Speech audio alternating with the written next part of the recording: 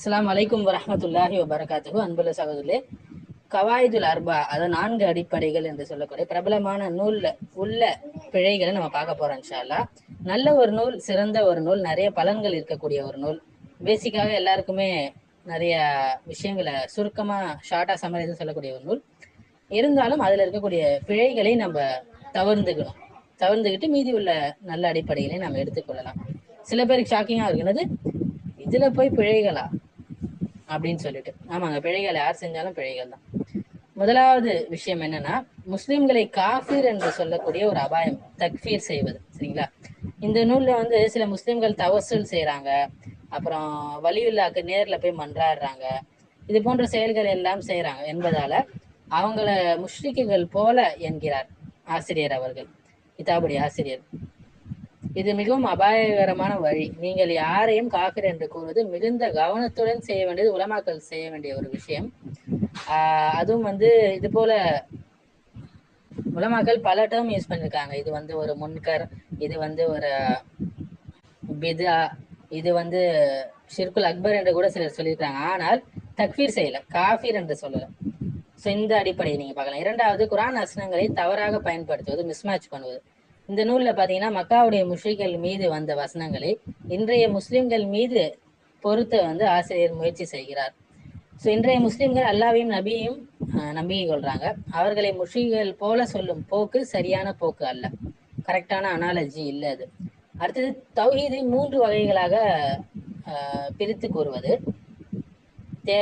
இது ஈஸியா புரிஞ்சுக்கிறதுக்கு ஒரு நல்ல ஒரு அடிப்படை தான். 3 வகையாக பிரித்து கூறுவது நல்ல ஈஸியா புரிந்து கொள்ள உதவும் மக்களுக்கு. ஆனால் இங்க பிரச்சனை என்னன்னா, அதை கொண்டு முஸ்லிம்களை குற்றம் சாட்டுவது தவறு. இதை உபயோகப்படுத்த எப்படின்னா, இந்த வகைப்பாடை வச்சு இதை ஒரு ஆயுதமாக ஆக்கி பிறரை முஷ்ரிக்குகளாக கூறுவது அபாயமான ஒரு விஷயமாகும். ஸோ இந்த அடிப்படையில் பிற முஸ்லிம்கள் மீது தாக்கும் விதத்துல உள்ளது. இது இந்து கிறிஸ்தவர்களை விட முஸ்லிம்கள் மீதே இந்த புத்தகம் தக்ஃபீர் செய்யும்படி இருக்கிறது.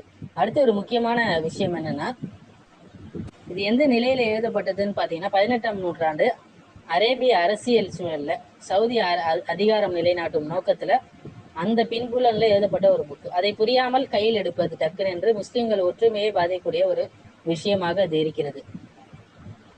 வெறும் அக்கீதா ரீதியாக மட்டும் பார்க்காமல், இது 18th செஞ்சுரியில 18ஆம் நூற்றாண்டிலே ட்ரைபல் பாலிடிக்ஸ் அந்த ஒரு கான்டெக்ட்ல எழுதப்பட்ட நூல் என்பதையும் நாம் பார்க்க வேண்டும்.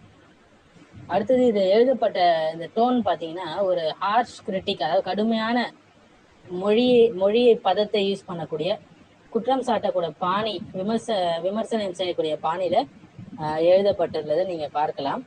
முழுமையாக இல்லை, சில இடங்கள்ல. மாறாக நாம் எப்படி பேசணும் அப்படின்னா நீங்க பார்க்கலாம், சீரால நாம் நம் சக முஸ்லிம்களுடன் இது போன்ற ஆஷான மொழியில பேசாம ஒரு கருணையோடு அந்த மொழியை உபயோகப்படுத்தி பேச வேண்டும். தௌஹீதை எடுத்துரைக்கும் போது ஒரு முக மலர்ச்சியுடன் அறிவுறுத்தக்கூடிய, அட்வைஸ் பண்ணக்கூடிய பாணியில பேச வேண்டியது ரொம்ப ரொம்ப முக்கியங்க. தௌஹீத் போதிக்கப்பட வேண்டும், ஆனால் அது அறிந்தவர்கள் அறிவுடன் கருணையோடு செய்யப்படக்கூடிய ஒரு விஷயமாக இருக்கு. குறைஷிகள் தௌஹீது ருபூபியாவை முழுமையா ஏற்றிருந்தார்களா அப்படின்னு பாத்தீங்கன்னா இந்த நூல்ல நீங்க படிக்கலாம். தௌஹீத் ருபூபியா ஏற்றிருந்தாங்கன்னு, ஆனா அவங்க முழுமையாக ஏற்றுக்கொள்ளலைங்க, பார்ஷியலா தான் ஏற்றுக்கொண்டாங்க. அவங்க அல்லாவுடைய ருபூபியாவை முழுமையாக ஏற்கவில்லை. எப்படின்னு பாத்தீங்கன்னா, குறைஷிகள் அல்லாதான் படைத்தவன், பரிபாலிக்கக்கூடியவன், உயிர் கொடுப்பவன் என்பதையெல்லாம் ஏற்றாங்க. ஆனால் அவனை மட்டும் வணங்கல, அவனை மட்டுமே வணங்கவில்லை. இது ஒரு பகுதி உண்மை, ஆனால் முழுமையாக உண்மை கிடையாது. சிலர் பார்த்தீங்கன்னா இமாம் இப்னுல் கையம் கூட நீங்க பார்க்கலாம், சொல்றாங்க இந்த விஷயத்த. குறைஷிகளின் ருபூபியா உடைய உணர்வு முழுமையானதும் கிடையாது, தூய்மையானதும் கிடையாது. அதுல உண்மைகள் மற்றும் தவறுகள் இரண்டும் கலந்திருக்கின்றன. அல் குரான்ல நீங்க பார்க்கலாம், உயிர் தெழுப்புதல், அல்லாவுடைய உயிர் தரக்கூடிய அந்த சக்தியை மறுத்தாங்க.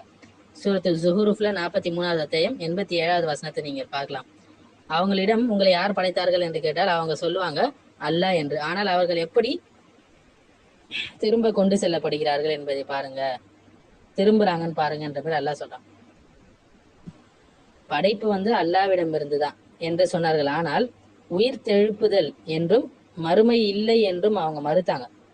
இது ருபூபியாவுடைய ஒரு பகுதியை மறுப்பதாக ஆகும். இரண்டாவது பாத்தீங்கன்னா, மழை ஆகட்டும், பாதுகாப்பு தேடுவதால் ஆகட்டும், பிள்ளைகள் பிறப்பது போன்ற விஷயங்கள் ஆகட்டும், சிலைகளுக்கு அதை நிஸ்பத் பண்ணாங்க. அவங்க சிலைகள் அல்லது வழிகள் மூலியமாக என்ன செஞ்சாங்க, ரிஸ்க், உணவு, பாதுகாப்பு போன்றவர்களை எதிர்பார்த்தாங்க. இது ருபூபியால ஷிர்க், அதாவது அல்லாவின் அதிகாரங்களை பிறருக்கு கொடுப்பது என்ற விஷயத்துல ஷிர்கை சொல்லக்கூடியதாக இருக்கு. அவங்க சொல்லக்கூடிய விஷயம், இவைகள் அல்லாவிடத்தில் எங்களுக்கு பரிந்துரையாளர்களாக இருக்குன்னு சொன்னாங்க. சூரத்துல் யூனுஸ் 10வது அத்தியாயம் 18வது வசனம். அடுத்தது மூன்றாவது பாத்தீங்கன்னா, ஜின்கள், மலக்குமார்கள் படைப்புல அவங்கெல்லாம் பங்காளிகள் என்று சொன்னாங்க. அவர்கள் ஜின்னை அல்லாவுடன் பார்ட்னர்ஸாக ஆக்குனாங்கன்னு சொல்லி அல்லாஹ் சொல்றான். சூரத்துல் அன்ஆம்ல 100வது அத்தியாயம். இதுவும் ருபூபியாவுடைய விஷயத்தில் அவங்க விட்ட ஒரு பிழையாக இருக்கு.